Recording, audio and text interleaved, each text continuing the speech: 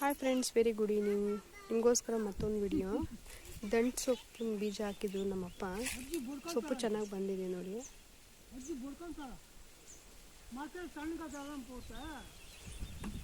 ಮಿಡ್ಲಲ್ಲಿ ತುಂಬಾ ಚೆನ್ನಾಗಿ ಬಂದಿದೆ.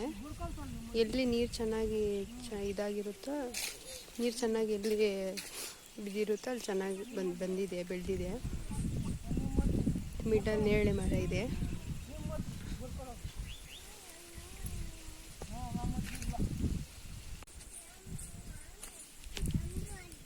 ಇಲ್ಲಿ ಸಣ್ಣ ಈರುಳ್ಳಿ ಬರುತ್ತಲ್ವ, ಆ ಥರದ್ದು ಈರುಳ್ಳಿ ಹಾಕಿದ್ದಾರೆ.